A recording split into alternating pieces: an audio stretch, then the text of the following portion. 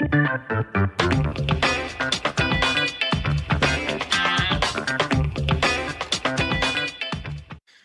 and welcome to another episode of the Real Estate Investing Club. I'm your host, Gabe Peterson, and this is the place investors go to gain actionable advice, learn about current market trends, and hear war stories from other professional investors out there in the field today. Before we get started, I have two quick housekeeping items for you. First, if you like this episode, we would very much appreciate a like, subscribe, and share. It is the best way to support the show and keep it running far into the future. Second, if you're a new investor looking to get started in real estate or an experienced investor looking to take your investing to the next level, I've created an ebook just for you that will cover how to find deals that are actually deals, how to finance those deals with little to no money down, and how to exit those deals for maximum value. On top of that, I throw in an insane amount of free bonuses that you'll have access to once you buy the ebook. All I charge is our admin costs to keep this show running. So if you're serious about real estate investing and want to create both active and passive income as an investor, head on over to the website at therealestateinvestingclub.com and click on the button that says get the ebook in the upper right-hand corner to grab yourself a copy. With that said, let's dive right in. Today we have a very special guest with us, ready to drop some investor knowledge on you. So buckle up, grab your pen and paper, and enjoy the ride. Yeah. All right, we're back with another episode of the Real Estate Investing Club Daily Deal Review. For people who are new with us, the Daily Deal Review is a new type of episode we're doing where we take our guests and go through one deal they've done in the past. It's a super short. We try to keep it around 5 to 10 minutes. So let's get right into it. Today we have Dan Lewkowicz with us. He just did a full episode. So if you missed it, go one episode behind this. Dan goes deep into how to be creative in your real estate investing. But today, Dan is here to talk about his deal. So, Dan, thanks for hopping on the show. Thank you so much. Yeah, we'll talk about Dan's deals. I actually have a website. It's not active right now. It's called danstriplenetdeals.com. So maybe I'll have to reactivate that after this episode. There you go. So let's start at the very top. Where was this property located that you're going to be talking about? 19,000 block of Woodingham in the Bagley neighborhood of Detroit. Detroit, man, that is That's an interesting market. Yeah, I said that is an interesting market. I like that you're in there. And what type of property was it? This was a 750 square foot, all brick, 1930s built Tudor, with I think 4 bedrooms, hardwood floors throughout, boiler, radiators, asbestos, all that good stuff. And it was awesome. One of my favorite rehab projects ever. In an opportunity zone on Livernois and 7 Mile, big development. Great deal. Cool, deal. Man. I love it. 1930s, man. That is where I'm doing a flip right now. That's a 1925 house. These old houses, we opened the wall and we found an old bottle of cognac in it. I was like, wow, that is so cool. I can tell you how many times I've done. It's probably 3 times that I found that with like trowels and little bottles of whatever. This one actually though came replete. Not in the wall, didn't have to look there, but actually in the built-in break front with a dime bag of marijuana. No. Original dime bag of marijuana from 1930. Not original. All right. So how'd you go about finding this property? That's a great question. So a lot of deals with a specific lender and specific servicer in the jungle, which is also known as the east side of Detroit. My words, nobody else's. But the jungle, I did a lot of work in the jungle. So one of my, what do you call them? I actually sent, I don't know if I can say this. I sent a bottle of very fine liquor to an acquisitions guy because I just love that he was giving me so many deals. And one day after maybe consuming said bottle, not sure, he called me up. And by the way, I don't think this will get me in trouble. It was just a thank you gift. He called me up. He said, Dan, if you can get to this house on Woodingham by 4 p.m. and submit a highest and best, we will not put it back at auction. I said, I'll be there. So I went there and I was like, holy shit, this thing is amazing. It had a VPS on it, which is vacant property systems, vacant property solutions. It's like they pay like $500 a month for these like crazy like fortress style doors and windows and all that stuff. I got in, I actually got locked inside. I'll never forget that. I didn't care because I had a friend meeting me. So I'm like looking around. I'm like, oh my gosh. The bank wanted they told me it's crazy. I was dealing with 2 acquisition managers. One of them said 42 and it's yours. So I was like, okay, 41, not whatever I did. And the other one, I called him and I said, come on, man, 42, that seems like a little steep. He goes, if you do 30, we'll give it to you. And I was like, your other guy said 42. And he goes, yeah, I'm the real acquisitions manager. I'm like, okay, I'm losing his number. So we got it for that price, went under contract during not even due diligence, right? But 5 days before closing, inspection period already over. There was no inspection, I don't think. But I noticed that the whole basement, I knew this, had asbestos pipe wrap for all the boilers. I knew I was going to convert this property. So I went back to them and I said, hey, what's going on, Jake? He said, thanks for the bottle. I said, you're welcome. Thanks for the deal. He said, you want a bigger deal? I said, yeah. He goes, how's the house? I said, it's great, but it's got this asbestos problem. He goes, what do you think it's going to cost you to remediate? I said, I don't know, 5-10 G's. He goes, put it in a letter, take some pictures, send it to my department. We'll knock $5K off. I was like, I love you. Okay. That's why I buy things for people. And that's not the only reason, but I got this property for whatever, what's the math? 20, 25 grand. 20, yeah. Got it for 20 grand and I put about 70 in. So I was in for 90, complete renovation, redid the floors, kept everything beautiful, painted what I needed to paint white because believe it or not, before I even closed on the property from Chase, I had a contract for 155 from a homeowner who said, I will give you $35,000 EMD, $30,000 appraisal guarantee. And we came up with a punch list of exactly what I needed to do. So I had priced everything out and I had it sold, pretty much before I even bought it. One of my favorite flips ever. I actually bumped out the kitchen. I hit it. You know what a chase is? Is it called a chase? Oh man. Kind of like an armoire, right?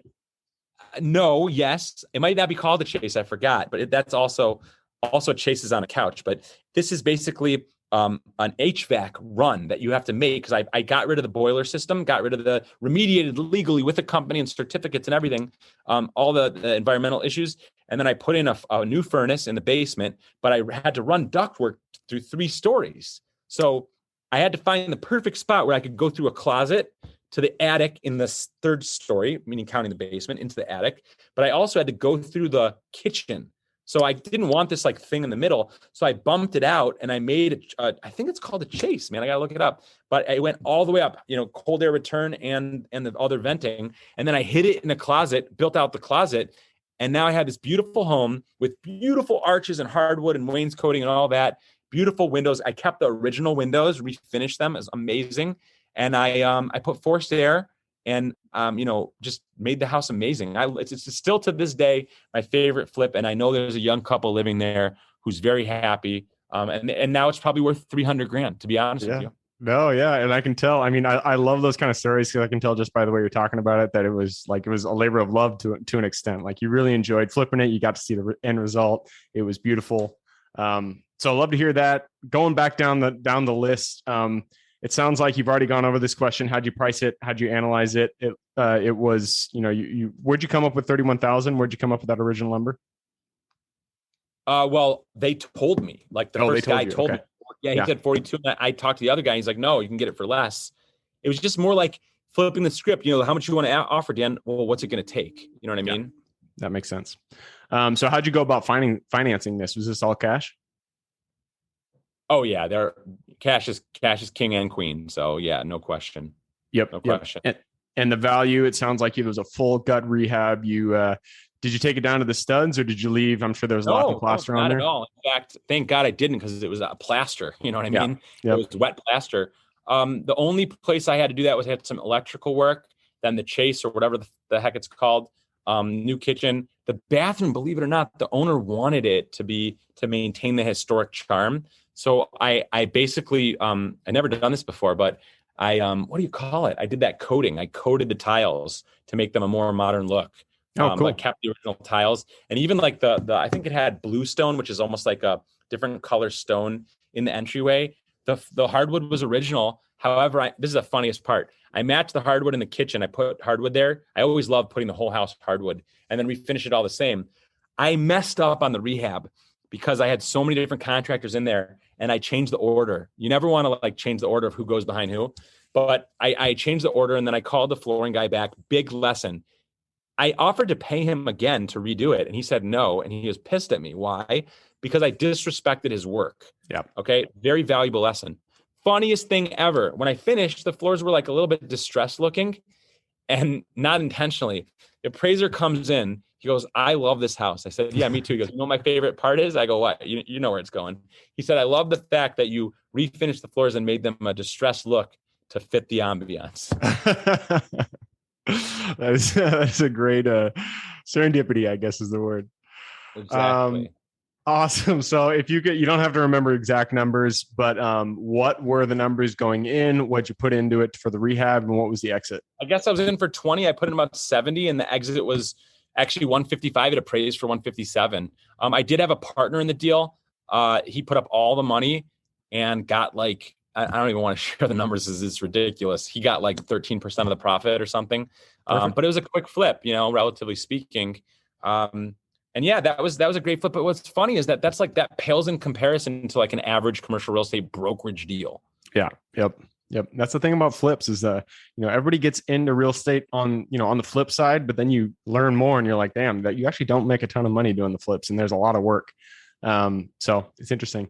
Last question. Every deal that you do, every transaction, every property that you buy comes with a lesson. What is the biggest lesson that you learned from this specific property? Well, I think I shared a couple of them, not disrespecting somebody else's work by having somebody else fuck it up. Also, don't leave young people who are not like super responsible working in a house because the city is often apt to stop by, knock on the door, and they'll let them in. And now you got to get in a lot of trouble and fix things. That definitely happened. Also, I'm not a contractor professionally. I do work on my own properties. However, lesson for a contractor, if you only in Detroit, if you have an HVAC company, park your company truck on the other side of the block so nobody comes in and steals the air conditioning or the cabinets or the furnace. All of those happened to me as the owner of the property. Oh, man. And then I think the scrapper came back, tried to sell the air conditioning back to us, which we said no thank you. Although I would have bought it back but if he was offering a good price. But he also stole the iPad out of the HVAC guy's thing. And then just, hire good employees, like good people who aren't going to steal from you. And, I'd say drug dealers are not good for neighborhoods. That's another major lesson. And have fun doing it. Like, don't be afraid to not apologize for your style. If I was very adamant on certain things being left the same and the homeowners wanted them changed. I said, look, I'll do it for you. This is going to be the cost. This is why I will or will not do it. And, just, stick to your guns, literally and metaphorically. Perfect. Well, Dan, that concludes the Daily Deal Review. So thanks a bunch for hopping on and talking about your deal. Yes. All right. And for everybody who's here with us today, thank you guys for showing up. You are the reason we do this. So if you guys have any questions whatsoever, reach out to me, Gabe at therealestateinvestingclub.com. If I didn't mention this before, but Dan, if you want to reach out to Dan, his URL is danontop.com. I will also put that in the show notes. So click a little more, pull down the full description in there. You can click through, say hi to Dan. So that's it. If you guys have any questions, as I said, Gabe at therealestateinvestingclub.com. Other than that, hope you guys keep rocking real estate and have an awesome week. Thank you for joining us for another episode of the Real Estate Investing Club. I hope you guys enjoyed the episode as much as I enjoyed putting it on, and we're able to pull some actionable advice that you can apply in your own investing today in the field. Before you go, we have a gift for you. If you're a new investor looking to get started or an established investor looking to take your investing to the next level, I've created an ebook just for you, available on our website. This ebook will cover how I was able to create both active and passive income in real estate with very little money to start with. In it, I will address the 3 most often cited obstacles new and veteran investors run into by showing you how to find deals that are actually deals, how to finance a deal with little to no money down, and how to exit those deals for maximum value. And if you get the ebook today, I am throwing in a bundle of bonuses, 7 of them to be exact. The first one will be the off-market lead generation blueprint, which will take you through the exact systems and processes we use to generate off-market leads like clockwork, which is the most important skill when it comes to creating wealth in real estate. The second bonus is the A to Z REI systems and vendors guide, which will allow you to peek under the hood of our business and see the exact tools, systems, and even the vendors we use to see the success that we do. And the third bonus is the top 100 best performing keywords pack, which will give you the exact keywords we use to target motivated sellers online using PPC ads. The fourth bonus is our contracts bundle for wholesaling and renting real estate, which will give you access to all the contracts we use in the field to execute all different types of transactions. After that is the investor's quick analysis calculator and offer tool, which will allow you to quickly calculate whether a deal is an actual deal and will allow you to create an offer automagically from those calculations. This is a lot of bonuses that I said. I'm just going to keep going down the list. Number 6 is the investor's daily success tracker, which is a tracker you can use to ensure you are taking the right actions day in and day out to reach your financial goals in real estate. And the last bonus is the wholesaler's template for quick assignment cash, which will give you the templates we use to present our wholesale deals professionally and efficiently to our buyers. Whew, that is a bundle. So it's a mouthful. You get all of those bonuses for free when you download the ebook. All we charge is the admin cost to run the show. So if you're interested in the ebook and the bonus bundle, head on over to the website at therealestateinvestingclub.com. Click on Get the Ebook Bundle at the top of the page to take advantage of that deal. And with that said, I hope you have a fantastic day, an even better week. Keep rocking real estate, and I look forward to seeing you on the next episode.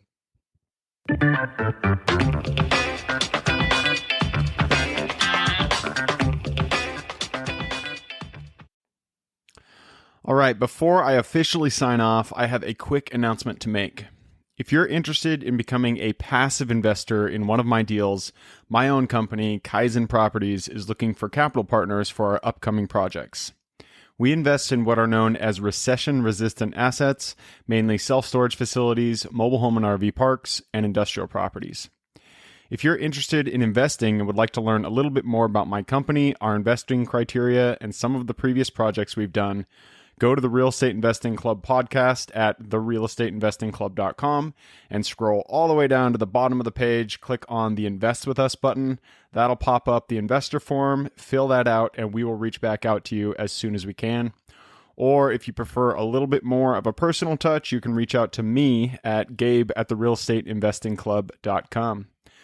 So really, that is it. Again, it was a pleasure hanging out with you guys during this episode, and I look forward to seeing you on the next episode.